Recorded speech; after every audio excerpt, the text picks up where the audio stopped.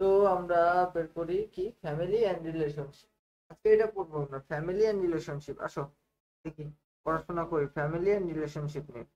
তো এখন কথা হলো যে এই যে আমরা প্যাসেজ গুলো কিভাবে পড়বো। দেখো, এই প্যাসেজ গুলো আমাদেরকে পড়তে হবে, দেন প্যাসেজ থেকে কি আসবে, তোমাদের প্যাসেজ থেকে কিন্তু প্রশ্ন লিখতে হবে। বুঝছো, একটা প্যাসেজ থাকবে, প্যাসেজ থেকে প্রশ্ন লিখতে হবে। এন্ড প্যাসেজ থেকে আরো যে জিনিসগুলো লিখতে হয় সেটা হলো এমসিকিউ থাকে। এন্ড প্যাসেজ থেকে আরো যে বিষয়গুলো খুবই ইম্পর্টেন্ট সেটা হলো প্যাসেজ থেকে কিন্তু তোমার সামারি লিখতে হয়, প্যাসেজ থেকে সামারি লিখতে হয়। তো সবকিছু আমি মোটামুটি তোমাদেরকে বলে দেবো।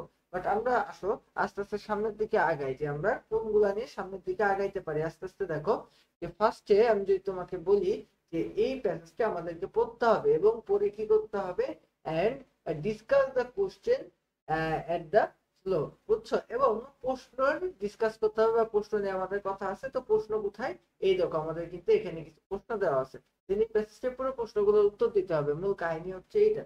এখন আসো আমরা প্যাসেজটা কিভাবে পড়বো আমি তোমারে বলি। এটা হইলো দা ফেমাস গ্রিক ফিলোসফার। ফিলোসফার মানে কি জানো? ফিলোসফার শব্দের অর্থ হলো দার্শনিক। ফিলোসফার শব্দের অর্থ কি? দার্শনিক। দার্শনিক, দার্শনিক মানে যারা জীবন থেকে, বুঝছো, জীবন থেকে যারা মানুষকে বিভিন্ন ধরনের পরামর্শ দেয়, জীবন থেকে পরামর্শ দেয়। তো ফিলোসফার, একটা ফিলোসফারের নাম ছিল অ্যারিস্টটল। তো এখন কথা হলো দা গ্রে দা ফেমাস গ্রিক ফিলোসফার। তো দেখো, আমাদের এই যে ফেমাস, ফেমাস এন্ড গ্রিক, এটা আমাদের কি বলতো, এগুলা কিন্তু অ্যাজেটিভ। বুঝছো, সে কেমন ফিলোসফার বা কেমন দার্শনিক, সে ফেমাস দার্শনিক। আচ্ছা, অ্যারিস্টটল, বুঝছো, তাহলে এই দার্শনিকের নাম কি ছিল? অ্যারিস্টটল। তো কি বলছে, দা famous Greek philosopher Aristotle, the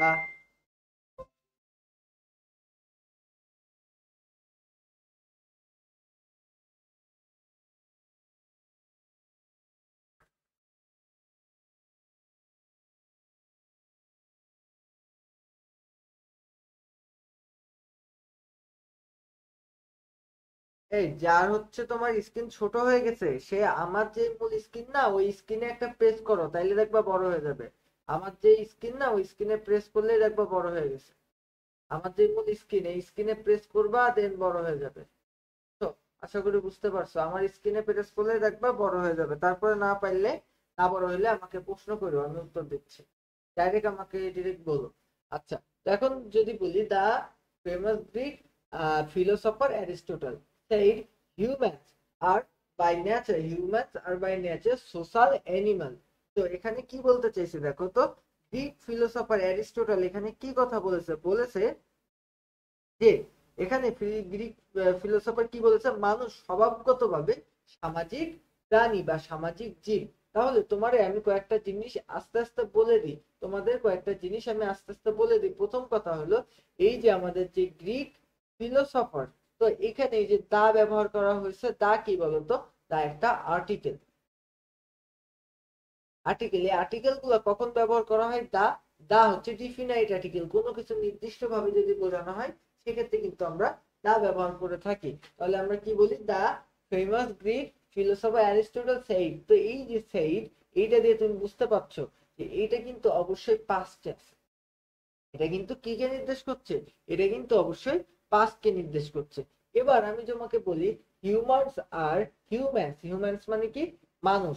R by nature social animal, মানে কি বলেছে এখানে? বলছে যে মানুষ জন্মগত ভাবে, এই যে বাই নেচার, বাই নেচার এখানে একটা তুমি দেখতে পাচ্ছ যে প্রিপোজিশনাল ফ্রেজ। তো বাই নেচার, বাই নেচার শব্দের অর্থ কি বলতো? স্বভাবগত ভাবে। বাই নেচার মানে কি? স্বভাবগত ভাবে। বাই নেচার মানে কি? স্বভাবগত ভাবে। তো আমি কি বললাম, যে the famous Greek philosopher Aristotle said humans are by nature social animal, মানে কি বলা হয়েছে, যে মানুষ সামাজিক জীব। এই সোশ্যাল শব্দের অর্থ হলো সামাজিক। আর এই যে বাই নেচার মানে হলো স্বভাবগত ভাবে। That's what he means, what he means was the human being, what he meant was the human being by instinct seek company of others and establish relationship much like most animal of the wild। দেখো, আমি প্রত্যেকটা জিনিস তোমাকে দাগায় দাগায় পড়াই, তাহলে তোমাদের বুঝতে সুবিধা হবে যে আমি কোন লাইনে আছি।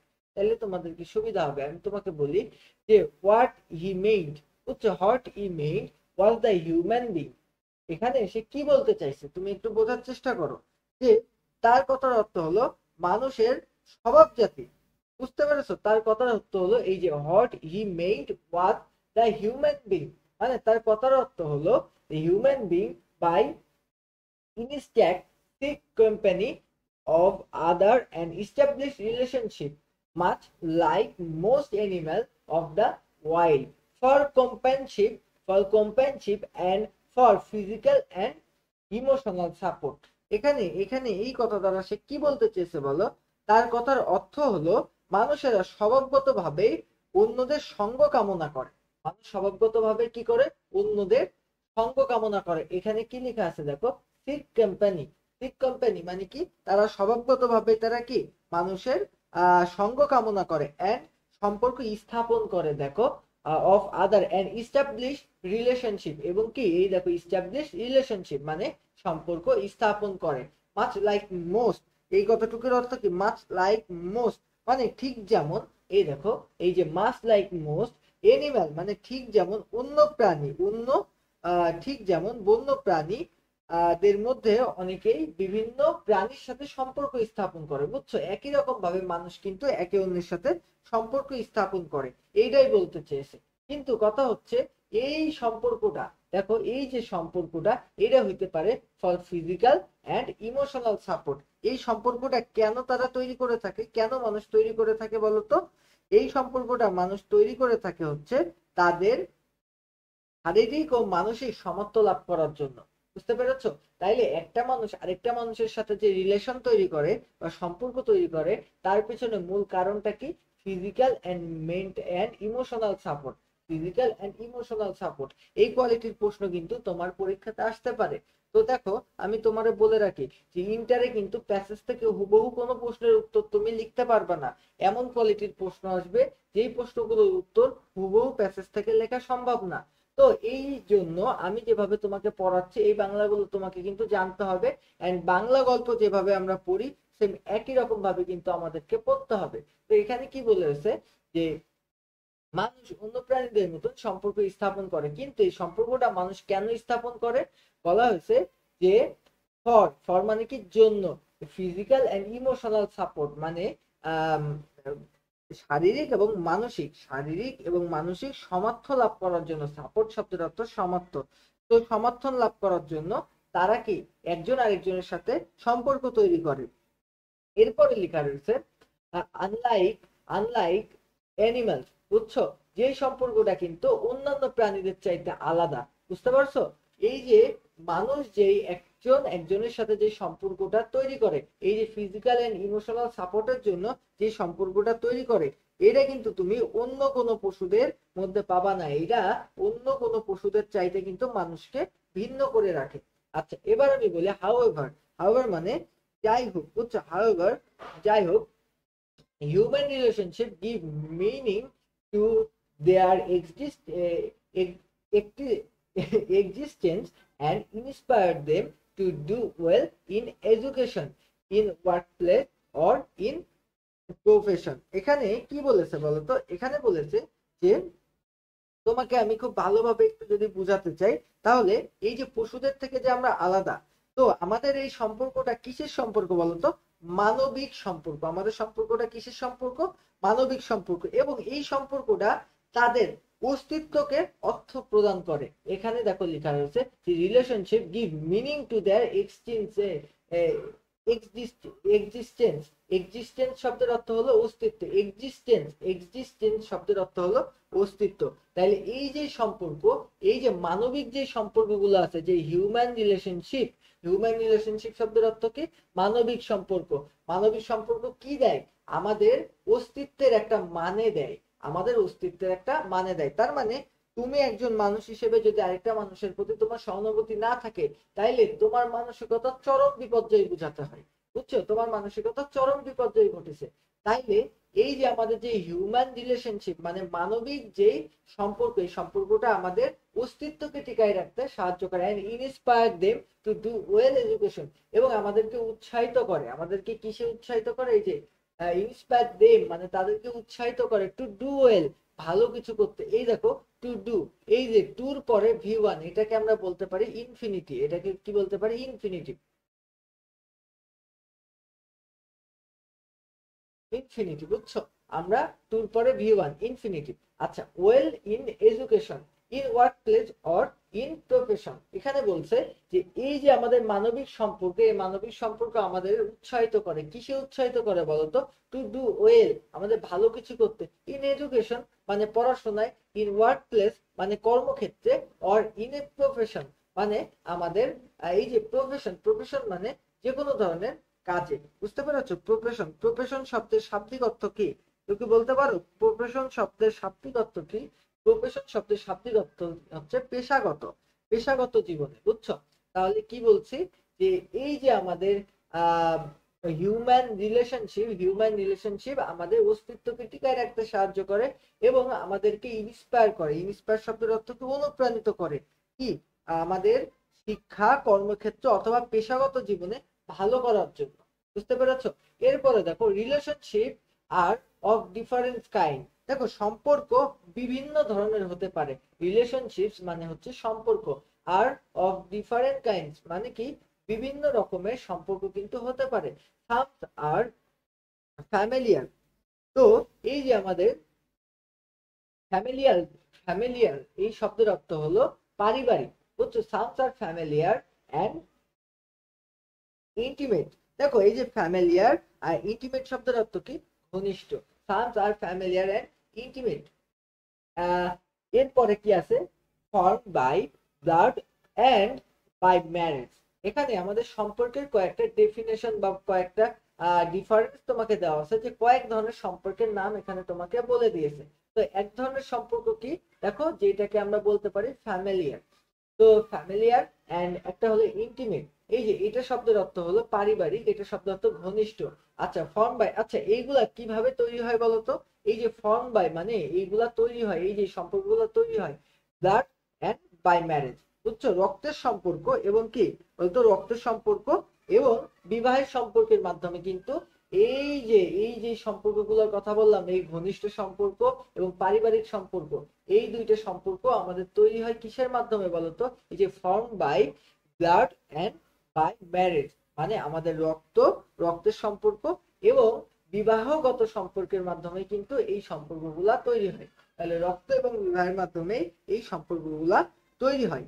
এরপরে আমি বলি যে some are social like the ones we have with friends and some are made in school where we form close bonds with classmates and teachers।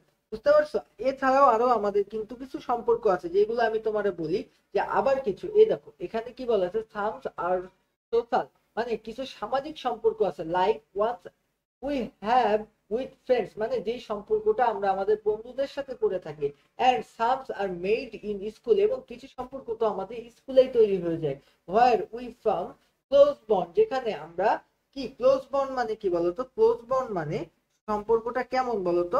ঘনিষ্ঠ। বুঝছো? ক্লোজ বন্ড, ক্লোজ বন্ড মানে আমরা এখানে ঘনিষ্ঠ সম্পর্ক তৈরি করি, like the ones we have with friends. বুঝছো? লাইক, সরি আমি ভুল লাইনে চলে গেছি।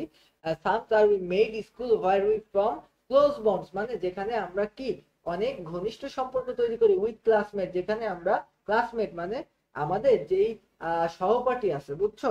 বা আমাদের যে সহপাঠী আছে তাদের সাথে, এবং এন্ড টিচার এবং শিক্ষকদের সাথে আমরা ঘনিষ্ঠ সম্পর্ক তৈরি করতে পারি। এইগুলা কিন্তু আলাদা টাইপের সামাজিক সম্পর্ক। Relationships can also be fostered in workplace. এখন এখানে কি বলেছে?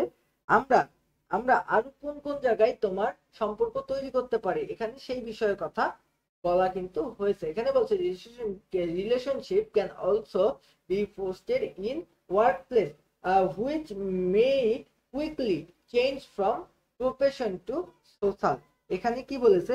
কর্মক্ষেত্রেও কিন্তু সম্পর্ক তৈরি হতে পারে, কর্মক্ষেত্রেও সম্পর্ক তৈরি হতে পারে এবং যা দ্রুত পেশাগত থেকে সামাজিক হয়ে উঠতে পারে।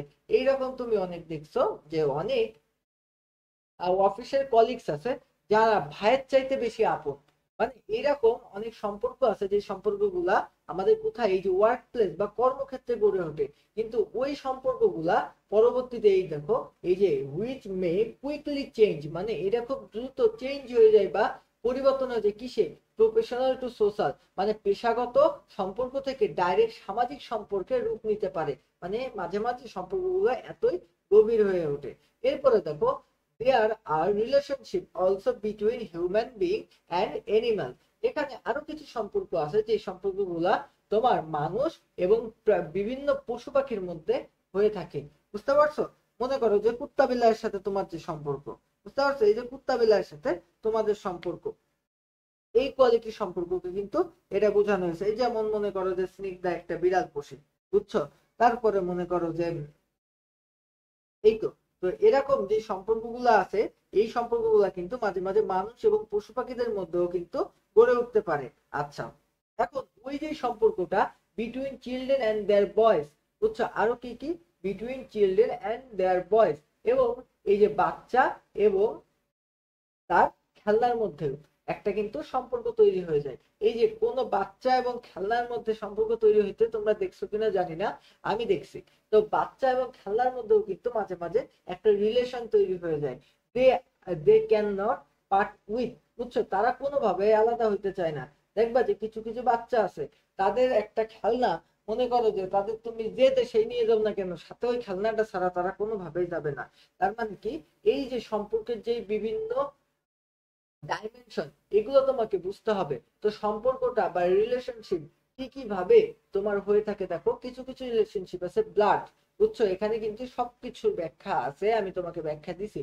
তো কিছু কিছু রিলেশনশিপ আছে কেমন, এই যে ব্লাড, ব্লাড এবং কি ম্যারেজ, মানে কিছু কিছু রিলেশনশিপ রক্ত এবং বিবাহের মাধ্যমে হয়, তাছাড়াও কিছু সামাজিক সম্পর্ক আছে। যেমন মনে করো যে তোমার বন্ধু, তোমার বন্ধু এবং স্কুলের যে বন্ধুগুলো আছে তাদের সাথে তোমার যে সম্পর্ক, এবং তোমার যেই সহপাঠী আছে তাদের সাথে তোমার শিক্ষকের যে সম্পর্ক, এছাড়াও আরো অনেক সম্পর্ক আছে যেগুলো তোমার কর্মক্ষেত্রে হয়ে থাকে বা ওয়ার্ক প্লেসে হয়ে থাকে। এখন ওয়ার্ক প্লেসের এই সম্পর্কগুলা মাঝে মাঝে কিন্তু অনেক ডিপ একটা রিলেশনশিপে রূপান্তরিত হতে পারে। এবং একই সাথে সাথে আমাদের মানুষ এবং বিভিন্ন ধরনের পশু পাখির মধ্যেও কিন্তু আমরা সম্পর্ক দেখতে পাই। এছাড়াও এছাড়াও আমরা কিন্তু বাচ্চা এবং তার খেলনার মধ্যে বিভিন্ন ধরনের সম্পর্ক লক্ষ্য করতে পারি, বুঝছো। তো এই যে সম্পর্কের যে বিভিন্ন ডাইমেনশন, আশা করি তুমি বুঝতে পারছো।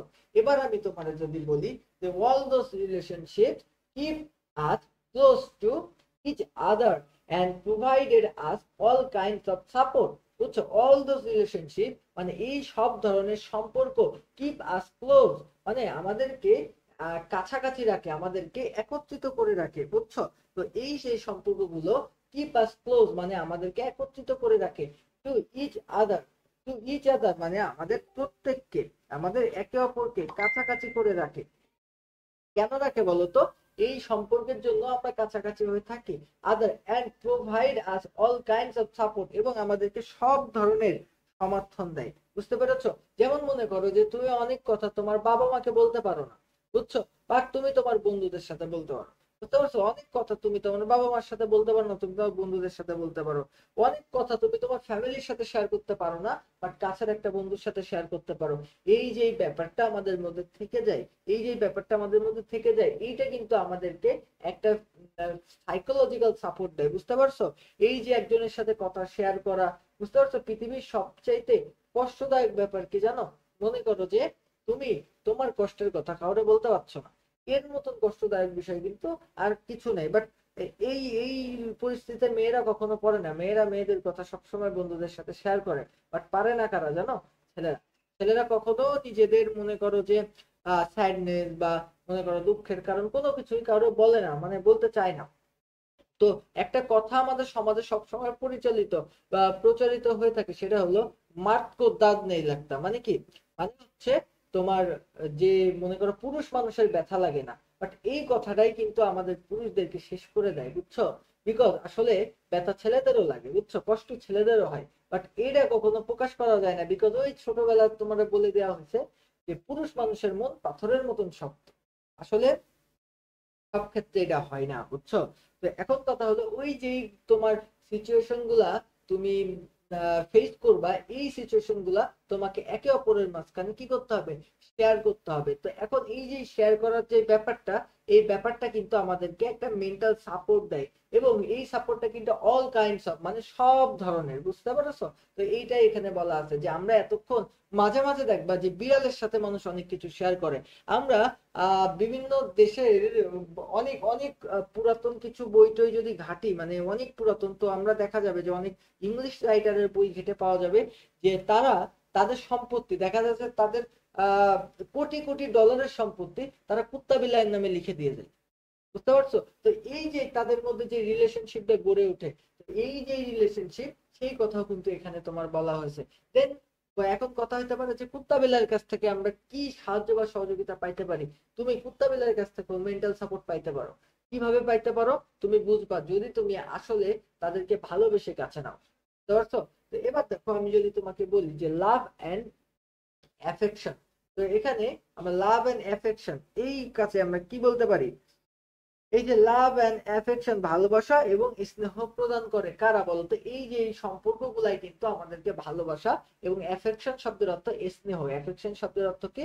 স্নেহ, স্নেহ, স্নেহ, হচ্ছে স্নেহ প্রদান করে। এবার a person who has no family feels, মানে a person who has no family feel the pain, who has no family feel the pains of aloneness and isolation. দেখো, আইসোলেশন, দেখো এখানে কি বলেছে, a person who has no family, মানে একটা ব্যক্তি যার কোনো পরিবার নেই, who has no family feel the pain, বুঝতে পেরেছো? সে ব্যথা অনুভব করে। দেখো এই যে পেইন, কিসের পেইন? Aloneness and isolation. বুঝছি, অ্যালোননেস মানে কি? একাকিত্ব। ও আইসোলেশন শব্দের অর্থ কি? আইসোলেশন শব্দের অর্থ কি বলতো? বিচ্ছিন্ন। বুঝছো? আইসোলেশন শব্দের অর্থ কি বলতো? বিচ্ছিন্নতা। তার মানে যার কোনো পরিবার নেই, সে কি কি অনুভব করে বলতো? সে একাকিত্বের ব্যথা এবং আইসোলেশন, বা আইসোলেশন মানে কি? আইসোলেশন মানে বিচ্ছিন্নতার যন্ত্রণা অনুভব করে। বুঝছো? যার পরিবার নেই সে অ্যালোননেস বা একাকিত্ব এবং আইসোলেশন মানে বিচ্ছিন্ন হওয়ার যন্ত্রণা অনুভব করে। এরপরে দেখো, there is no to love or cry with him or her. তো এখানে বলেছে দেয়ার ইজ নো ওয়ান, এখানে তার সাথে কাদার বা হাসার মতো কেউ নেই। অনেক সময় দেখবা তোমার জীবনে অনেক ভালো একটা ঘটনা ঘটছে, বাট তোমার সাথে ওই মুহূর্তটা শেয়ার করার মতন কেউ নেই। তো ওই মুহূর্তটা কিন্তু সবচাইতে কষ্টদায়ক, যে সময়টা তোমার জীবনের সবচাইতে সুন্দর সময়, বাট তোমার ওই সুন্দর কথাটা বলার জন্য কাউরে নাই। তুমি তুমি ফোনের ইনবক্সে ঘুরছো যে কাকে আমার এই কথাটা বলা যায়। তুমি কাউকে একটা মেসেজ দিলে, সে তোমার মেসেজ সিন করলো না, অথবা সিন করলেও তুমি আসলে যতটা উৎসাহ নিয়ে তারে বলছিলে, বললো ও আচ্ছা, থ্যাংক ইউ। তো এখন এই যে ব্যাপারটা, বুঝতে পারছো?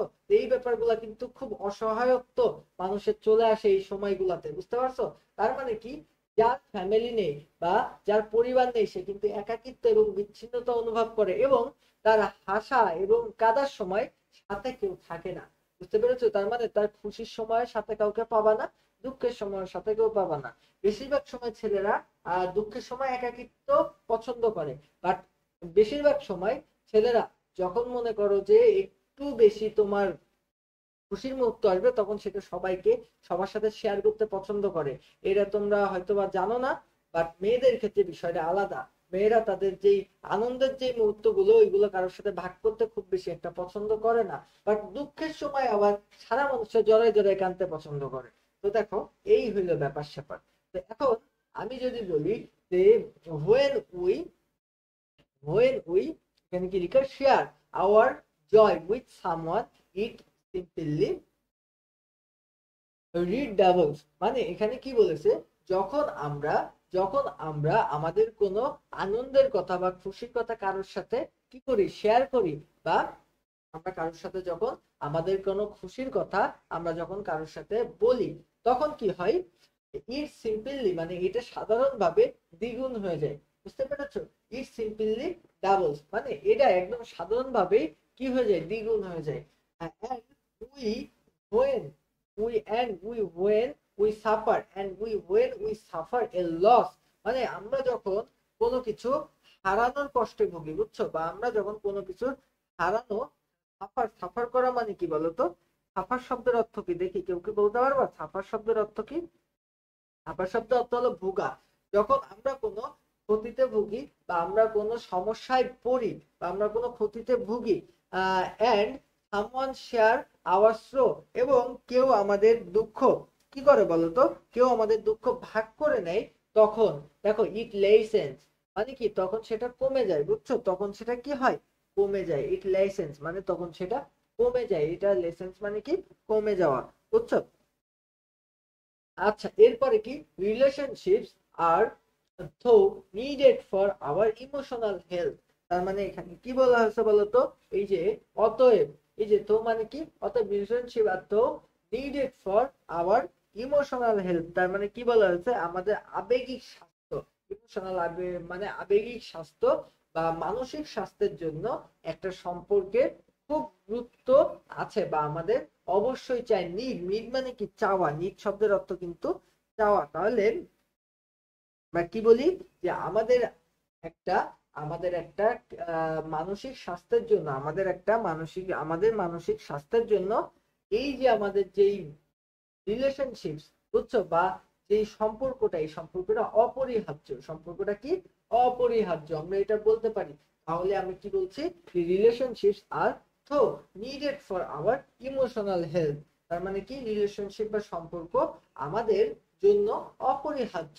টু বিল্ড রিলেশনশিপ, মানে কি, টু বিল্ড, মানে হচ্ছে গড়ে তোলা, আস্তে আস্তে গড়া। তো বিল্ড রিলেশনশিপ মানে একটা সম্পর্ক গড়ার জন্য we need to have trust, আমাদেরকে কি লাগবে, বিশ্বাস লাগবে। তার মানে যে কোনো একটা সম্পর্ক করার জন্য আমাদেরকে প্রথম কি লাগবে, আমাদেরকে কিন্তু বিশ্বাস অর্জন করতে হবে।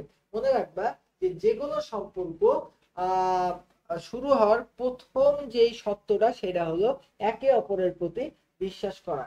এবং যেই সম্পর্কের বিশ্বাস যত বেশি, সেই সম্পর্কটা তত বেশি তোমার সত্য, বুঝতে পারছো? তো সম্পর্ক বা যে কোনো ধরনের রিলেশন, সেটা টিকে থাকে কিসের উপরে, বিশ্বাসের উপরে।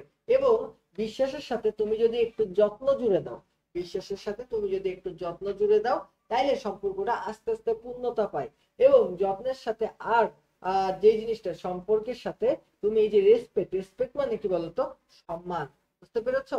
তার মানে আমি যদি তোমার বলি যে একটা রিলেশনশিপ বা একটা হেলদি রিলেশনশিপ যদি তৈরি হতে হয়, ফার্স্টে কি লাগবে, বিশ্বাস লাগবে। বিশ্বাস বা ট্রাস্ট। তো ট্রাস্ট ছাড়া কখনো একটা হেলদি রিলেশনশিপ দাঁড়াইতে পারবে না। তাহলে একটা হেলদি রিলেশনশিপ দাঁড়াইতে গেলে ফার্স্টে কি লাগবে, আমাদের ট্রাস্ট লাগবে।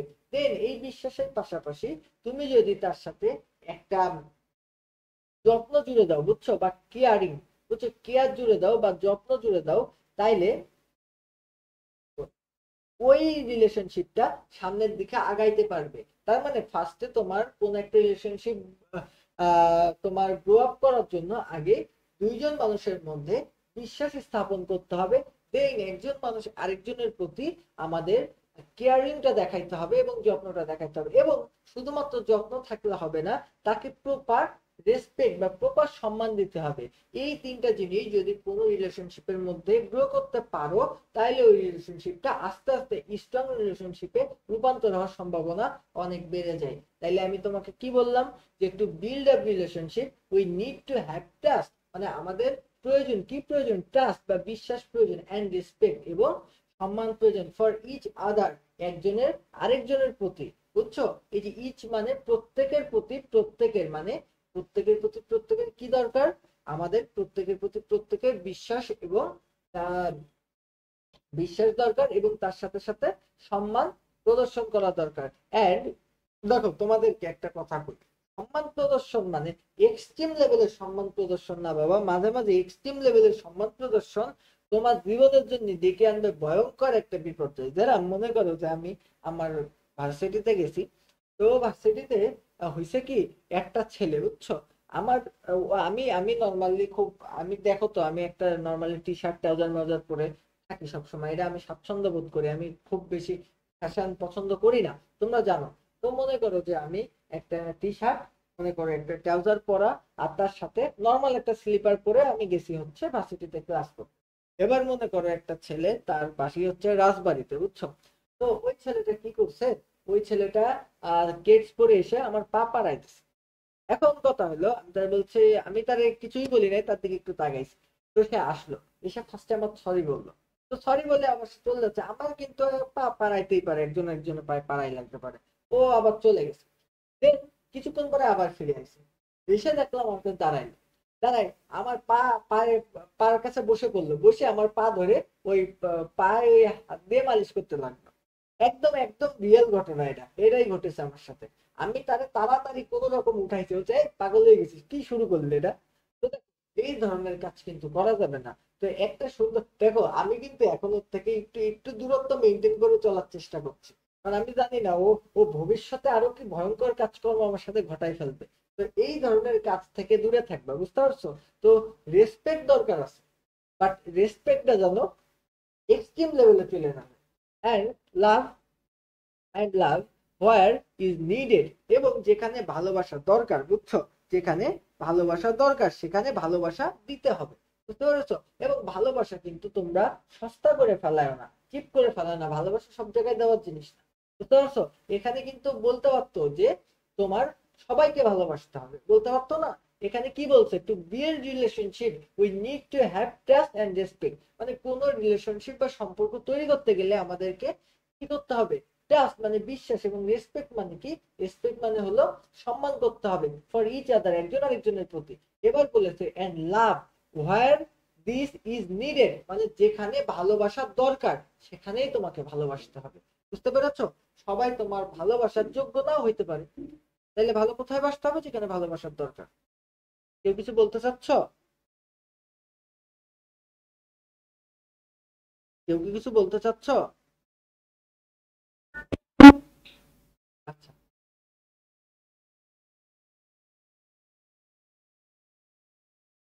আচ্ছা, তো এবার আমি বলি যে যেখানে ভালোবাসার দরকার সেখানে ভালোবাসতে হবে। এর পরবর্তীতে দেখো, আশা করি বুঝা গেছে। এবার দেখো, হোয়ার দিস ইজ নিডেড। আচ্ছা, we can not be selfish. Selfish শব্দের অর্থ তোমরা বেশিরভাগ সবাই জানো, মানে সেলফিশ এই শব্দটা আমরা প্রায়শই ব্যবহার করে থাকি।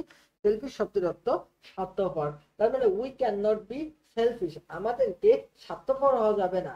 And progressive. প্রোগ্রেসিভ শব্দের অর্থ কি বলতো? অধিকার প্রবণ। সরি, প্রোগ্রেসিভ না, পসেসিভ। পসেসিভ, পসেসিভ শব্দের অর্থ অধিকার প্রবণ বা অধিকার প্রবণ। মানে আমার এটা আমার অধিকার, অধিকার প্রতিষ্ঠা করতেই হবে, এই ধরনের যে ব্যাপারটা। এই যে আমাদেরকে আহ নিজের স্বার্থের জন্য সবসময় কাজ করলে যাবে না, বুঝতে পেরেছো? We can not be shellfish. আমাদের সেলফিশ মানে কি? সেলফিশ মানে হলো স্বার্থপর। অ্যান্ড পসেসিভ, পসেসিভ শব্দের অর্থ কি? অধিকার প্রবণ। মানে আমাদেরকে স্বার্থপরও হওয়া যাবে না এবং অধিকার প্রবণ হওয়া যাবে না।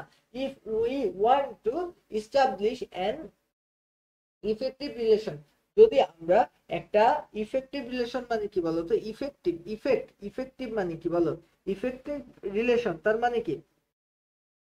ইফেক্টিভ রিলেশন মানে হলো কার্যকর সম্পর্ক। ইফেক্টিভ মানে কি? কার্যকর। ইফেক্টিভ শব্দের অর্থ হলো কার্যকর, কার্যকর। তাহলে যদি এবার আমি বলি যে we can not be shellfish, আমাদেরকে সেলফিশ মানে কি? সেলফিশ শব্দের অর্থ হলো স্বার্থপর, আমাদেরকে স্বার্থপর হওয়া যাবে না। অ্যান্ড পসেসিভ, এবং অধিকার প্রবণ হওয়াও যাবে না। ইফ যদি, যদি উই ওয়ান্ট, যদি উই ওয়ান্ট টু এস্টাবলিশ, যদি আমরা এস্টাবলিশ বা তৈরি করতে চাই কি বলতো? অ্যান ইফেক্টিভ রিলেশন মানে একটি কার্যকর সম্পর্ক। তাইলে একটা কার্যকর সম্পর্ক যদি আমরা তৈরি করতে চাই, তাইলে কিন্তু কোনোভাবেই আমাদেরকে কি হওয়া যাবে না বলতো? আমাদেরকে নিজের অধিকার নিয়ে শুধু সচেতন থাকলেই হবে না, অন্যের কথাও ভাবতে হবে। এবং সেলফিশ মানে কি? সেলফিশ শব্দের অর্থ কি বলতো? সেলফিশ শব্দের অর্থ হলো স্বার্থপর। স্বার্থপরও কিন্তু হওয়া যাবে না। But quite often we see people quarreling, quarreling and fighting with each other, which only bring mischief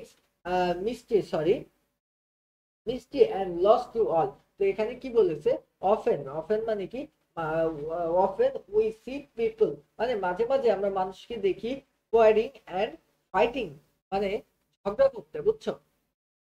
কি কি দেখি মাঝে মাঝে? আমরা দেখি কোয়ারিং। কোয়ারিং মানে কি? কোয়ারিং মানে ঝগড়া করতে, এন্ড ফাইটিং এবং মারামারি করতে, উইথ ইচ আদার মানে একে অপরের সাথে, which only bring, which only bring যেটা কেবল এই যে which only bring misery and loss to all, যেটা কেবল সবার জন্য, এই দেখো লস মানে কি ক্ষতি, আর মিষ্টি মানে কি বলতো দুঃখ, যেটা সবার জন্য দুঃখ ও ক্ষতি নিয়ে আসে। মিষ্টি মানে কি দুঃখ, দুঃখ ক্ষতি নিয়ে আসে, যেটা সবার জন্য দুঃখ ক্ষতি নিয়ে আসে, বুঝছো, যেটা সবার জন্য দুঃখ ক্ষতি নিয়ে আসে।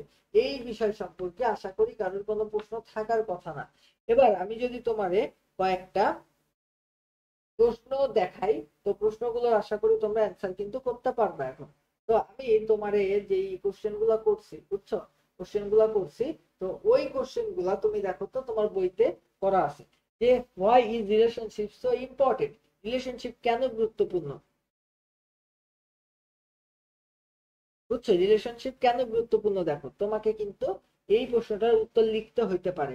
তুমি একটা কথা ভালোভাবে দেখো, এই বা এই যে এই প্যাসেজ পড়ে তুমি কিন্তু এই যে একদম ডিরেক্ট কোনো লাইন পাও নাই যে লাইন দিয়ে তুমি কিন্তু এইটার অ্যান্সার করতে পারবা।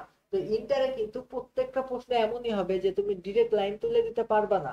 তাইলে তোমার কি করতে হবে সেই সময়টাই, তোমার কিন্তু আমি যেভাবে তোমাকে বুঝায় আসলাম না, বাংলার মতন করে আমি তোমাকে যেভাবে বুঝায় আসলাম পুরো প্যাসেজটা, তোমাকে কিন্তু ওইভাবে নিজে নিজে বুঝে বুঝে পড়তে হবে। দেন তুমি যদি নিজে নিজে পড়ো, তাইলে কিন্তু তুমি কি করতে পারবা বলতো, তুমি এই জিনিসগুলো নিজের মতন করে ফ্রি হ্যান্ড লিখতে পারবা। তো ইন্টারের যেই তোমার সিলেবাস, ইংলিশ সিলেবাস, এই সিলেবাসে তুমি যদি ফ্রি হ্যান্ড লিখতে না পারো, তাইলে তোমার মার্ক কিন্তু কোনোভাবে 60-র উপরে উঠবে না, মাথায় রেখো। আর বর্তমানে যে খাতা দেখা তাতে ফেলও করতে পারো, বুঝতে পারছো। যদি আগের মতন খাতা দেখা থাকে, মানে আগের মতন মানে আমরা যে সময় পরীক্ষা দিছি ওই টাইমেতেই তো খাতা খুব কড়া ভাবে দেখা হচ্ছে, বাট আমাদের আগে যারা ছিল তাদের সময় যেভাবে খাতা দেখা হয়তো একটু ছাড় দিয়ে, তো এইভাবে খাতা দেখলে তুমি 60+ পাবা। বাট ফ্রি হ্যান্ড যদি লেখো তাইলে তুমি 80+ বা 90ও পাইতে পারো। ফ্রি হ্যান্ড লিখতে হবে, বুঝতে পারছো, ফ্রি হ্যান্ড লিখতে হবে। বাট ফ্রি হ্যান্ড লেখার সময় গ্রামার মিস্টেকস করা যাবে না। আমি ছোট ছোট ছোট ছোট বাক্য লিখবো, আমি সহজ সহজ ওয়ার্ড ব্যবহার করব, বাট আমি কোনো মিস্টেকস করব না, কোনো বানান ভুল করব না, এই দিকে একটু খেয়াল রাখতে পারো। এবার আমি যদি বলি যে relationship, why relationship so important, আমি তোমারে বলি যে relationships are important, relationships are important, কারণ কি বলতো, কারণ কি, because they keep us close to each other, যে কারণ এটা আমাদের কাছাকাছি নিয়ে আসে, they close to each other. আচ্ছা, প্রোভাইড, কি প্রোভাইড করে, অল কাইন্ডস অফ সাপোর্ট, এবং আমাদেরকে সব ধরনের সাপোর্ট, মানে কি সাপোর্ট দেয়, বুঝছো, provides all kinds of support, love and affections, and we need for our emotional health, and are needed for our emotional health, মানে আমি বলতে চাচ্ছি যে এরা আমাদের দরকার, কেন কিসের জন্য দরকার, আমাদের ইমোশনাল হেলথ বা ইমোশনাল হেলথের জন্য এটা খুবই দরকার। আচ্ছা, sharing joy with someone double it, বুঝছো, এখানে কি বলছি যে sharing sharing joy with someone double it, মানে যখন আমরা কোনো কিছু কারোর সাথে শেয়ার করি বা কারোর সাথে যখন আমরা কোনো কিছু বলি, তখন সে আনন্দটা আমাদের দ্বিগুণ হয়ে যায়। এই যে ব্যাপারগুলা, এই প্রত্যেকটা ব্যাপার কিন্তু আমি কিন্তু এই প্যাসেজ দেখে দেখে তোমার বলছি। তার মানে প্যাসেজের মধ্যে ডিরেক্ট একটা না তুমি কোনো অ্যান্সার না পাইলেও কিন্তু খন্ড খন্ড করে তুমি অ্যান্সার গুলা মিলাই মিলাই লিখতে পারবা। আশা করি আমার কথাগুলো বুঝতে পারছো। এই উষা, বুঝতে পারছো? হ্যাঁ, আচ্ছা বলো তো কেমন লাগছে আজকে ফার্স্ট পেপার পড়ানো, কেমন ভালো?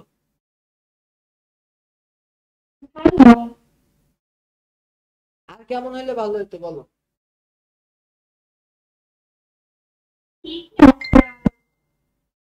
হ্যাঁ?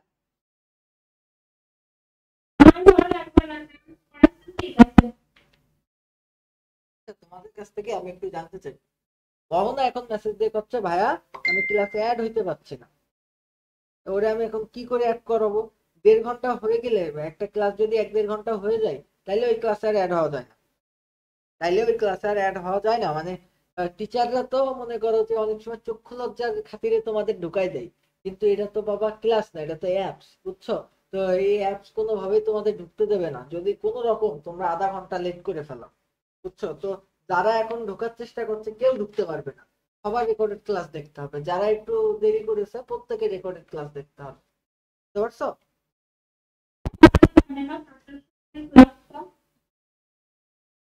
এই আমরা যখন বাড়িতে পড়াতাম তখনও তো ওরা ওরম লেট করতো না, 10, 15, 20 মিনিট লেট করতো না ওরা। হ্যাঁ হ্যাঁ, হ্যাঁ তো সেই স্বভাব এখনো থেকে গেছে।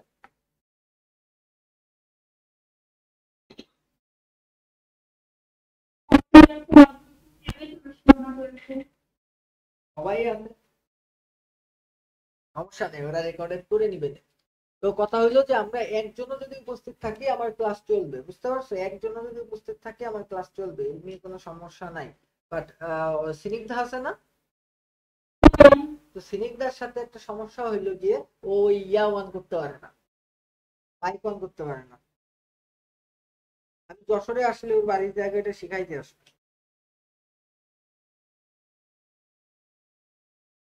তো যাই হোক, তো উষা তুমি কি ক্লিয়ার হইতে পারছো যে প্যাসেজ গুলো কিভাবে পড়তে হয়, কিভাবে লিখতে হয়? তো কোনো সমস্যা? এবার ইংলিশে ফেল সবচেয়ে বেশি। যদি ফ্রি হ্যান্ড লিখতে না পারো, যদি ফ্রি হ্যান্ড লিখতে না পারো তাইলে মনে করো যে ফেল। ফ্রি হ্যান্ড লিখতে না পারলেই মনে করো ফেল, কোনো লাইন নাই, বুঝছো? এখন ফ্রি হ্যান্ড লেখা শেখার জন্য কি করতে হবে বলো?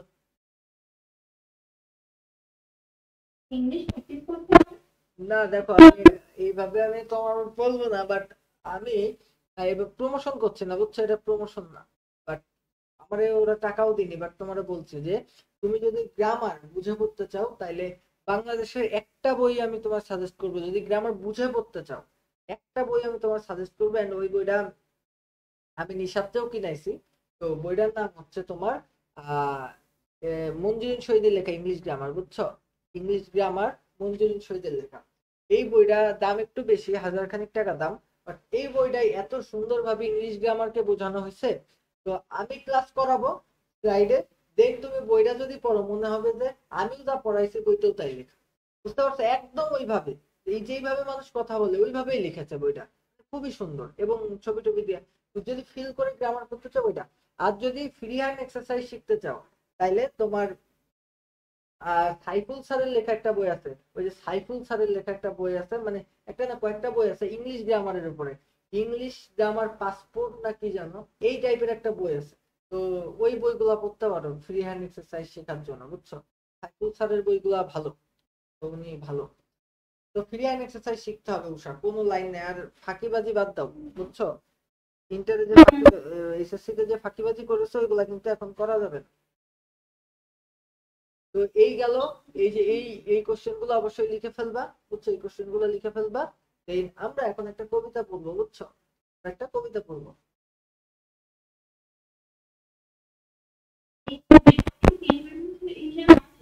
কবিতা বেশিরভাগ সময় সামারি লিখতে দেয় কবিতার, বুঝছো? কবিতার সামারি লিখতে দেয়। কপাল যদি খুব খারাপ থাকে তাইলে পেয়ে যাবে। কারণ একটা গল্পের সামারি মনে করো গল্পের 2-3 লাইন কোন রকম টেনে টেনে তুমি লিখে দিয়ে চলে এসে এতদিন। এবার যদি কবিতা দেয়, কবিতা তো এমনি সংক্ষিপ্ত শর্টকাট করে করা, এই সামারি লিখতে গেলে তুমি যদি একদম ফিল করে না বোঝো তাইলে কিন্তু কোনোভাবে তুমি সামারি লিখতে পারবে না কবিতার, বুঝছো? অথৈদের কাছে ওই অথৈ স্নিগ্ধাদের কাছে শোনো, ওদের ইংলিশে মাস্টার্স করা ভাইয়া এটা পড়ায় আছে কিনা, শুনবা পরে।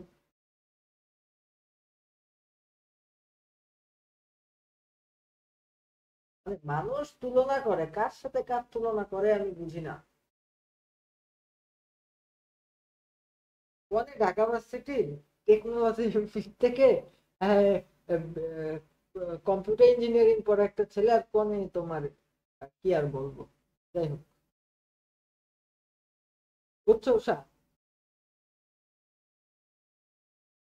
উষা? কথা বলতে পারছে না, সেইরকম মাইক অন করতে পারছে না। আরে কম্পেয়ার করার জন্য ন্যূনতম একটা যোগ্যতা থাকা লাগে না? তো কার সাথে কার কম্পেয়ার করে মানুষ কদিন?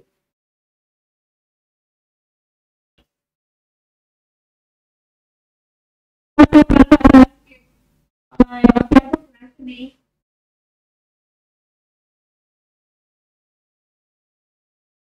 দাঁড়াও, ক্লাস শেষ হইলে অথবা ফোন দিয়ে এই কথাগুলোই বলবো, সমস্যা।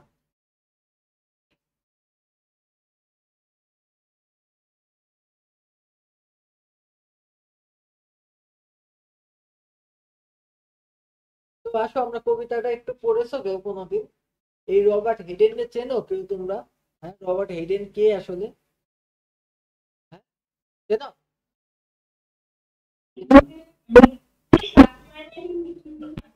কি হয়েছে? কি হয়েছে? ইংলিশ প্রথম ও, দেখো আমি তোমার বলি এই রবার্ট হেডেনটা আসলে কে। দেখো, এই যে আমি ইঞ্জিনিয়ারিং পড়ে আর কোনো লাভ হোক আর না হোক, এতটুকু হয়েছে যে আমি ইংলিশ এখন খুব ভালো রিডিং করতে পারি আগের চাইতে, বুঝছো? মানে ইঞ্জিনিয়ার হইতেছে, ইংলিশ খুব ডেভেলপ হচ্ছে, বুঝছো? আমাদের কোনো বই বাংলায় নেই, সব ইংলিশ। আর আমাদের পরীক্ষাতে একটা বাংলা অক্ষর ইউজ করা যায় না, সব ইংলিশ। ক্লাসের মধ্যে টিচাররা কথা বলে ইংলিশ। যাই হোক, দেখো, আমরা পড়া শুরু করি। দেখো, এই যে রবার্ট হেইডেন, বুঝছো, একজন বিখ্যাত আফ্রিকান আফ্রিকান আমেরিকান কবি, বুঝছো? আফ্রিকান আমেরিকান কবি এই রবার্ট হেইডেন, বুঝতে পারছো? উনি মূলত আফ্রিকান। এখন কথা হলো, আমি তোমাদের যদি বলি যে এই রবার্ট হেইডেন উনার জন্ম কত সালে, এই সম্পর্কে তোমার একটু বলে রাখি। উনি 1913 সালে জন্মগ্রহণ করে। এখন ভাই এসব কি পরীক্ষাতে আসবে? আসলে না আসার সম্ভাবনাই বেশি, কিন্তু আমরা যার কবিতা পড়ছি তার সম্পর্কে যদি নাই জানি তাহলে তার প্রতি একটা ইনজাস্টিস করা হয়, এই জন্য আমি তোমার বলছি। বুঝতে পেরেছো? তার জন্ম হচ্ছে ডেট্রয়েট। কোন জায়গায় তার জন্ম? ডেট্রয়েট। ডেট্রয়েটে সে জন্মগ্রহণ করে, বুঝতে পেরেছো? এবং তার শৈশব যে কাটে, সে ছোটবেলায় তারা অনেক গরিব ছিল, বুঝছো? গরিব, গরিব, মানে তাদের শৈশব কাটে হচ্ছে দরিদ্রতার মধ্যে, বুঝছো? অনেক দারিদ্রতার মধ্যে তার সংসার, তার হচ্ছে শৈশব কাটে। আর তার যে আসল নাম, তার আসল নাম কি ছিল জানো? আশা বান্ডি শেফি। তার আসল নাম কি ছিল? আশা বান্ডি শেফি, বুঝছো? তার আসল নাম ছিল আশা বান্ডি শেফি। আমি একটু লিখে দিই। এ আশা,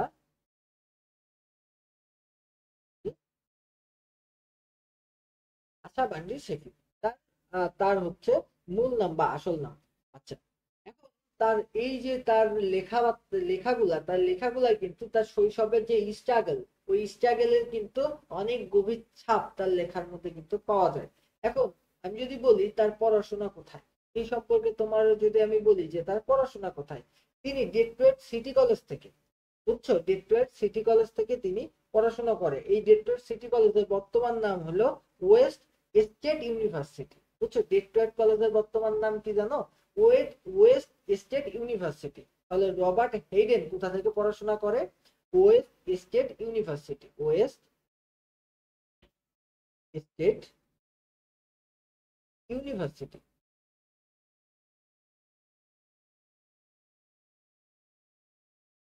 এই ওয়েস্ট স্টেট ইউনিভার্সিটি, এরা, সে যখন পড়াশোনা করে তখন সেটা ইউনিভার্সিটি ছিল না, সেটা তখন কলেজ ছিল।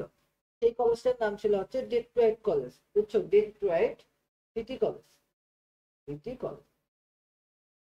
এখন কথা হলো গিয়া যে তিনি ইংরেজি সাহিত্যে এমএ পাস করে, বুঝছো? স্নাতকোত্তর ডিগ্রি অর্জন করে কিসে? ইংরেজি সাহিত্যে।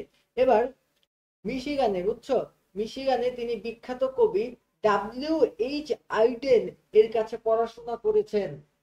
কোথায় পড়াশোনা করেছেন বলতো? তিনি WH আইডেনের কাছে পড়াশোনা করেছেন।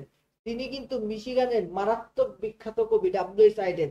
তো ইনার সম্পর্কে সময় পাইলে একটু পড়াশোনা করে লেখো। WH আইডেন, WH আইডেন কিন্তু এই যে আমাদের তোমার রবার্ট হেইডেনের শিক্ষক ছিল, বুঝছো? WH আইডেন। তো WH আইডেন কোথায় ছিল বলতো? উনার উনি কোথার বিখ্যাত কবি? উনি মিশিগানের বিখ্যাত কবি।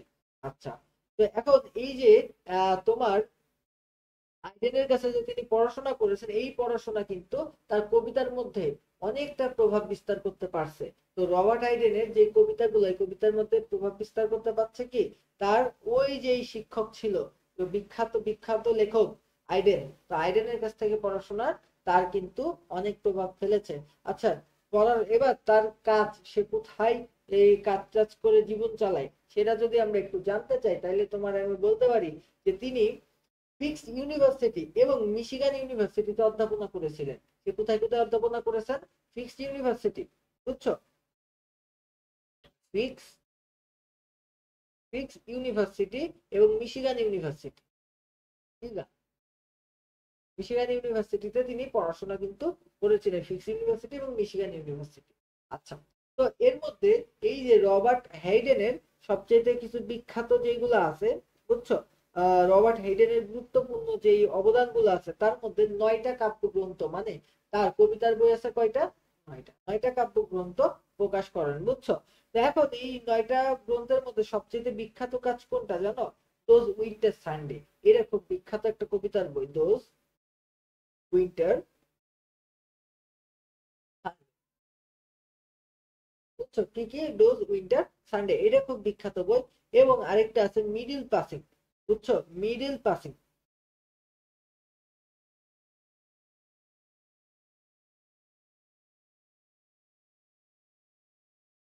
Middle passing. তো এখন কথা হলো, এই যে আমাদের দোজ উইন্টার সানডে, এই জিনিসটা আসলে কি নিয়ে লেখা? এটা কি কারো জানতে মন চায়? এই যে দোজ উইন্টার সানডে, এটা কি কারো জানতে মন চায় এই কবিতাটা কি নিয়ে লেখা? এই কবিতাটা হচ্ছে নিঃস্বার্থক পরিবারের ভালোবাসার কথা নিয়ে লিখে, বুঝছো? এই কবিতা না, এই কবিতার বইটা মূলত নিঃস্বার্থক নিঃস্বার্থক পারিবারিক ভালোবাসার কথা নিয়ে লেখা, বুঝছো? নিঃস্বার্থক পারিবারিক ভালোবাসার কথা নিয়ে লেখা। আর এই যে মিডল পাসেজ, এই প্যাসেজ, এই কথাটাই মানে এই বইটা লেখা কি নিয়ে জানো? মিডিল প্যাসেজ, এই বইটা লেখা হচ্ছে, মনে করো যে আফ্রিকায় যে দাস ব্যবসা ছিল একসময়, দাস ব্যবসা, এই যে দাস ব্যবসার যে ইতিহাস, মর্মান্তিক ইতিহাস ছিল কিন্তু দাস ব্যবসা।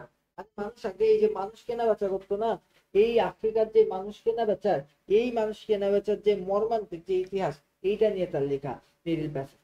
তো এখন কথা হলো, এই যে মিডিল প্যাসেজ এটা লিখেছেন, আর তিনি কি কি পুরস্কার পাইছেন সেটা যদি আমি তোমাকে বলি, যে মার্কিন যুক্তরাষ্ট্রের লাইব্রেরি অফ কংগ্রেস, মার্কিন যুক্তরাষ্ট্রের লাইব্রেরি অফ কংগ্রেস কবিতা বিষয়ক পরামর্শদাতা হিসেবে তিনি নিযুক্ত ছিলেন, বুঝছো? কি হিসেবে তিনি নিযুক্ত ছিলেন? মার্কিন যুক্তরাষ্ট্রের লাইব্রেরি অফ কংগ্রেস, মানে কবিতা বিষয়ক পরামর্শদাতা। আচ্ছা, এরপরে আমি যদি তোমার বলি যে তিনি, মনে করো 1976 সাল থেকে 1978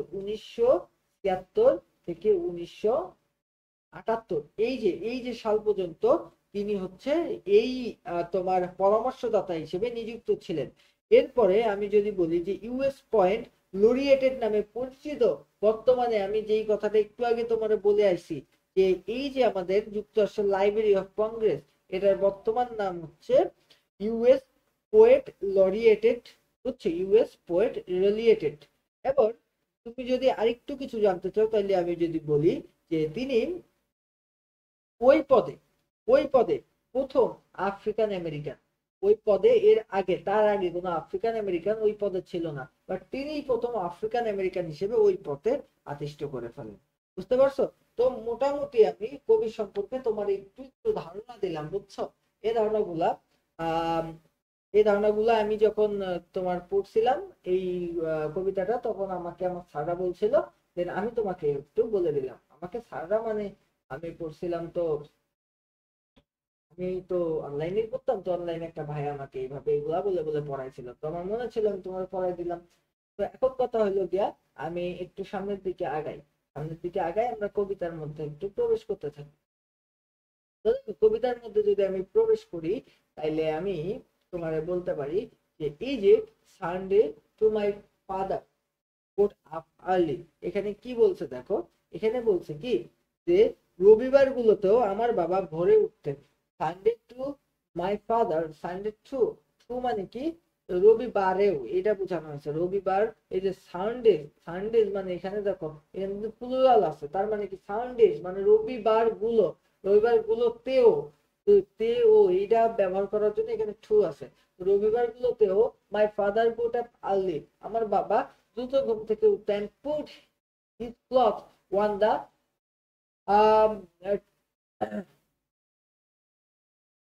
blue bag blue back coat, বুঝছো কি বলেছে যে and put his clothes on the blue back coat, মানে আহ, তিনি সকালে ঘুম থেকে উঠতেন এবং নীলাভ, বুঝছো, নীলাভ কালো ঠান্ডায় তার পোশাক পরতেন, বুঝতে পারছো, নীলাভ কালো ঠান্ডায় তার পোশাক পরতেন। then with cracked hands and hatchet, এই কথাটার দ্বারা কি বোঝাতে চেয়েছে, তারপর সেই ফাটা হাত নিয়ে, বুঝছো, এই যে cracked hand and hatchet, তারপর সেই ফাটা হাত নিয়ে from labor in the weekday weather made, এখানে কি বলা রয়েছে যে তারপর সেই ফাটা হাত নিয়ে যা সারাদিনের পরিশ্রমে ব্যথা করত, যা সারাদিনের পরিশ্রমে ব্যথা করত, ব্ল্যাঙ্কেট ফায়ার ব্লেজ, ব্ল্যাঙ্কেট, এই যে ব্ল্যাঙ্কেট ফায়ার ব্লেজ, তার মানে কি ওইটা সে আগুনে আগুনে ছেকতো। মানে এই কথাটা তুমি ভালোভাবে বোঝার চেষ্টা করো। মানে যেই যেই রবিবার, এই রবিবারে কিন্তু নর্মালি সাপ্তাহিক ছুটির দিন থাকে, রবিবার গুলাতে নর্মালি সাপ্তাহিক ছুটির দিন থাকে বাইরের দেশগুলাতে।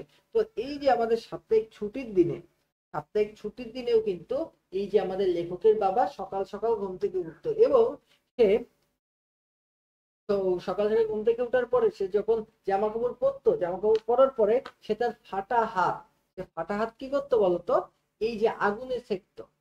No no one ever thanked him, বুঝছো, no one ever thanked him, মানে আমি তোমার পুরো কাহিনী যদি একটু ভালোভাবে বলি, তাইলে সে সকালবেলায় ঘুম থেকে উঠতো রবিবারে, উঠে সে তার ফাটা হাত ছেকতো। সে ফাটা হাত কেন ছেকতো বলতো, সে ফাটা হাত এই জন্য ছেকতো, তার একমাত্র কারণ হচ্ছে সে যেই পুরো সপ্তাহ ধরে কাজ করেছে, তো কঠোর পরিশ্রম করার জন্য তার হাত ফেটে গেছে।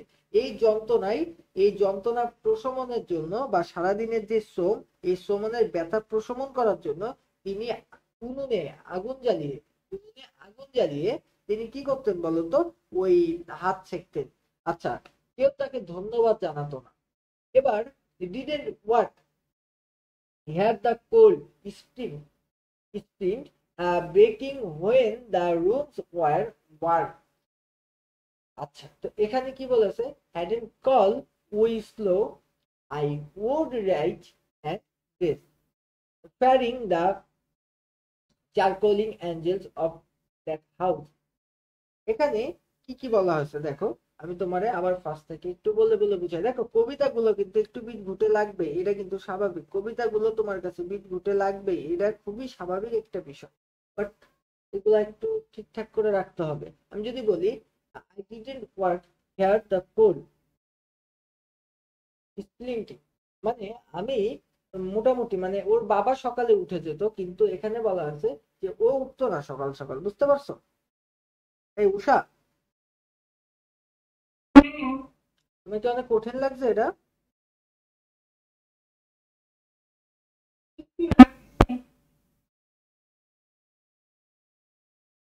আচ্ছা, তো দেখো আমি আবারও এই এতটুকু কি বুঝছো? আচ্ছা, তো পরেরটাই দেখো, আমি তোমার পরেরটা বুঝাই, সেটা হলো I don't work here the cold splinting, মানে আমি আমি জেগে উঠতাম, ও জেগে উঠতো কেন, এই যে splinting baking when the rooms were warm he didn't call, and slowly I would rise and dress fearing the chronic angers of the house, মানে এই কথাটা দিয়ে সে কি বোঝাতে চাইছে, আমি বলি যে আমি জেগে উঠতাম আর ঠান্ডা চুরমার হওয়ার শব্দ শুনতাম, বুঝছো, ঠান্ডায় চুরমার হওয়ার শব্দ শুনতাম, মানে ওই যে আমরা বলি না যে শীত ঠান্ডা এই ধরনের শব্দ সে শুনতো, এটা কিন্তু লেখক বলছে।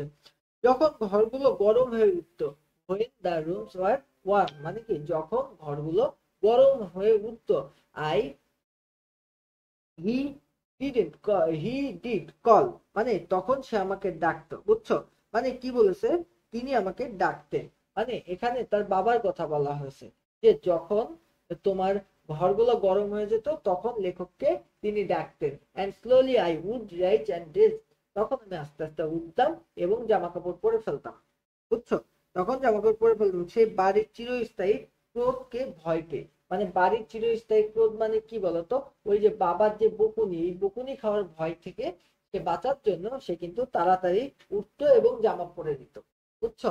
তার মানে আমি তোমার যদি একটু ভালোভাবে বলি, তাহলে সে সকালে ঘুম থেকে উঠতে চাইতো না। যখন ঘর মোটামুটি গরম হয়ে যেত, তখন তার বাবা তাকে ডাক দিত এবং সে আস্তে আস্তে উঠে ড্রেস পরে নিত তার বাবার ভয়ের কারণে। Speaking indifferently to him, speaking indifferent to him মানে কি, তার প্রতি তার প্রতি উদাসীন ভাবে কথা বলতাম। স্পিকিং ইনডিফারেন্টলি টু হিম, দেখো এই যে ইনডিফারেন্টলি মানে হলো কি বলতো, ইনডিফারেন্ট মানে উদাসীন ভাবে, তার প্রতি উদাসীন ভাবে কথা বলতাম। যিনি ঠান্ডা দূর করে দিয়েছিলেন, who had given out the cold, যিনি ঠান্ডা দূর করে দিয়েছিলেন, and polish my good shoes, এবং আমার জুতোগুলোকে ভালোভাবে কি পালিশ করে দিয়েছিলেন, বা পালিশ করে দিয়েছিলেন, অ্যাজ ওয়েল মানে আমার জুতা, আমার ভালো জুতো জোড়াও তিনি পালিশ করে দিয়েছিলেন। কে? তার বাবা। What did I no, what did I no, আমি কি জানতাম, হোয়াট ডিড আই নো আমি কি জানতাম, হোয়াট ডিড আই নো আমি কি জানতাম, what did I know for loves austere and lovely offices, আমি কি জানতাম, আমি কি জানতাম ভালোবাসা যে কঠোর ও একাকী দায়িত্ব পালন করে, তা আমি কি জানতাম। বুঝতে পারছো? আশা করি কবিতাটা বোঝো নাই, আশা করি কবিতাটা বোঝো নাই। তো আমি তোমারে আবারও বোঝানোর জন্য কবিতাটা আবার তোমার আমি দেখাতে চেষ্টা করছি। তো এই কবিতার মূল থিমটা কি ছিল জানো? সে এটা দিনমজুর বাবার ছবিকে সামনের দিকে আনতে চাচ্ছে। দিনমজুর একটা বাবার ছবিকে সে সামনের দিকে আনতে চাচ্ছে, যেই বাবাটা সকালে ঘুম থেকে উঠতো, উঠে কাজে চলে যেত, এন্ড সারাদিন কাজ করার পরে তার কি হতো বলতো, তার যেই হাত ফেটে যেত, এন্ড এই যে হাত ফেটে গেছে, সে সকালবেলায়, রবিবার সকালবেলায় সে তো কাজে যাবে না, তার ছুটি, তারপরে সে সকালবেলায় উঠতো এবং সে আগুন জ্বালায় হাত ছেঁকতো, বুঝছো? ফায়ার প্লেস জ্বালায় সে কিন্তু হাত ছেঁকতো, যেন তার ওই ব্যথাটা একটু কমে যায়। এবং ওই হাত ছেঁকার সাথে সাথে ঘরটা যখন আস্তে আস্তে গরম হয়ে যেত, দেখো তার ছেলে বা লেখক কিন্তু তখনও ওই ঠান্ডার যে চুরমার শব্দে সে কিন্তু আর উঠতে পারছে না। বুঝতে পারছো? সে কিন্তু ঠান্ডার চুরমার শব্দে সে কিন্তু উঠছে না, বিছানার মধ্যে আছে, ব্ল্যাঙ্কেটের মধ্যে আছে। কিন্তু তার রুম কি হলো, তার রুম গরম হয়ে গেল। কেন গরম হলো? তার বাবা যে ওই যে আগুন জ্বালাইছে, তার রুম গরম করায় তাকে ডাক দেওয়া হলো। কাকে ডাক দেওয়া হলো? লেখককে ডাক দেওয়া হলো। কেন ডাক দিল বলতো? উঠার জন্য। এবং স্লোলি সে মানে আস্তে আস্তে সে উঠলো এবং জামা কাপড় পরে ফেললো তার বাবার ভয়তে। সে এই জায়গায় তার বাবার ভয় প্রকাশ করলেও আমরা কিন্তু তার বাবার প্রচুর পরিমাণে যে দায়িত্বগত দিকটা সেটা কিন্তু আমি দেখতে পাচ্ছি। দেখো, সে তার বাবার সাথে খুব ভালোভাবে কথা বললো না, বুঝছো? কেন বললো না বলতো? ওই সকালে, ঠান্ডা সকালে যে সে তাকে ডাকছে, তো তা কার ভাল লাগে যে এই তার বাবার সাথে খুব ব্লেজিং ভাবে কথা বলতে, যে এত সকালে তুমি ডেকেছো, তুমি তো খুব ভালো কাজ করেছো, তুমি তো খুব ভালো মানুষ, এরকম বলতে তো কারোর মন চায় না। তো সে উদাসীন ভাবে তার বাবার সাথে কথা বললো। কিন্তু সে হঠাৎ করে দেখলো যে তার যেই শুগুলা ভালো ছিল, সেইগুলা মানে যেই শুগুলা পালিশ করার আসলে দরকার ছিল না, সেই শুগুলাও তার বাবা কিন্তু পালিশ করে রেখে গেছে। এখন আমি হোয়াট আই ডিড নো, এখন আমি কি জানি, হোয়াট আই ডিড নো, এই কথাটুক দ্বারা তুমি কি বুঝো? What I did know, what I did know, what I did know মানে বোঝো তুমি? হোয়াট আই ডিড নো এই কথা দ্বারা তুমি বোঝো আমি কি জানতাম? হোয়াট আই ডিড নো আমি কি জানতাম? হোয়াট আই ডিড নো আমি কি জানতাম? এরপরে কি বলেছে? What I did know of loves assure the lonely offices, এই কথা দ্বারা কি বোঝানো হয়েছে? বোঝানো হয়েছে ভালোবাসা যে কঠোর ও একাকী দায়িত্ব পালন করে তাকে আমি জানতাম। মানে এই যে ভালোবাসাটা, এই ভালোবাসা, এর বাবার ভালোবাসা কোনো কথা ছাড়া একাকী যে দায়িত্ব পালন করে, সারাদিনের কঠোর পরিশ্রমের পরেও যে একাকী নিজের দায়িত্ব পালন করে যায়, সেটা কি লেখক জানতো? তো এখন এই উপলব্ধিগুলো সম্পর্কে আমি তোমারে বাংলায় কিছু কথা বলতে চাই, বুঝতে পারছো? তো আশা করি এটা শুনলে তুমি পরবর্তীতে সামারি আসলে সামারাইজ করে ফ্রি হ্যান্ডে লিখতে পারবা। দেখো, আমি এই কবিতার বাবার যে আত্মত্যাগ সম্পর্কে আমি তোমার বলতে পারি, বাবার আত্মত্যাগ সম্পর্কে। কবিতাটির যে কেন্দ্রে আছেন সে হলো তোমার বাবা, বুঝছো? মানে লেখকের বাবা। তিনি একজন কঠোর পরিশ্রমী মানুষ ছিলেন, বুঝছো? যিনি সপ্তাহে 6 দিন কাজ করার পর ছুটির দিন রবিবার সকালেও তোমার নীলাভ কালো যে ঠান্ডার মধ্যে উঠে যায়, নীলাভ কালো ঠান্ডা মানে বোঝো, দেখবা যে এখন বর্তমানে 6টার সময় যদি উঠো তাহলে মোটামুটি দেখবা যে পরিষ্কার পরিষ্কার একটা ভাব আছে। কিন্তু আজ থেকে 1 মাস পরে তুমি 6টার সময় দেখবা যে ফজরের নামাজ হচ্ছে, বুঝতে পারছো? তো শীতকালে কিন্তু তোমার সূর্য একটু দেরি করে ওঠে। তাই বলা হয়েছে যে শীতকালে, বুঝছো, যে নীরব কালো ঠান্ডার মাঝখানে সে উঠে যায়। কেন উঠে যায়? তিনি তার ফাটা হাত ও ব্যথা হাত দিয়ে আগুন জ্বালান, যাতে পরিবারের সবাই উষ্ণ থাকতে পারে। বুঝতে পেরেছো? সে কেন আগুন জ্বালান? যাতে পরিবারের সবাই উষ্ণ থাকতে পারে। এই কাজ তিনি নীরবে ও নিয়মিত করে যান। কেউ তার জন্য তাকে ধন্যবাদও জানায়। বুঝতে পেরেছো? সে এই কাজগুলো নীরবে এবং নিয়মিত করে জানে, এই আগুন জ্বালানোর কাজটা, তার জন্য তাকে কেউ ধন্যবাদও জানায় না। বুঝছো? ছোটবেলায় আমাদের যে কবি ছিল, বাবার এই কষ্টের কাজগুলোর গুরুত্ব কখনোই তিনি বোঝেননি। তিনি কেবল সেই বাড়ির চিরস্থায়ী ক্রোধকে, বুঝছো, ভয় পেতেন। এবং বাবার প্রতি যে উদাসীনতা, সেই উদাসীনতা তিনি কিন্তু সবসময় দেখাতেন। আচ্ছা, এখন লেখক মনে করতেন বাবার প্রতিদিনের এই কাজ, যেমন ঠান্ডা দূর করা বা জুতো পালিশ করে দেওয়া, এটা খুব সাধারণ একটা ব্যাপার। কবিতার শেষ লাইনে এসে আমাদের লেখক দেখো কি বলেছে। সেখানে তিনি বলেছে এখন তিনি একজন প্রাপ্তবয়স্ক, বুঝছো, এখন তিনি একজন প্রাপ্তবয়স্ক হিসাবে কিন্তু শেষের লাইনের কথা বলেছে। বুঝছো? তার ছোটবেলায় যেই ভুলটা সে বুঝতে পেরেছে, বুঝতো, তো সেই ভুলটা সে বুঝতে পেরেছে এবং তিনি নিজেকে প্রশ্ন করছে। কি প্রশ্ন করছে? আমি কি জানতাম ভালোবাসা যে কঠোর ও একাকী দায়িত্ব পালন করে? এটা কি আমি জানতাম? তাকে আমি জানতাম? What did I no? What did I know of love and assure and alone offices? আচ্ছা, তো এই কবিতার মূল বার্তাটা কি ছিল জানো? এই কবিতার মূল বার্তা হলো একটাই, যে ভালোবাসা সবসময় কথার মাধ্যমে প্রকাশ করা যায় না।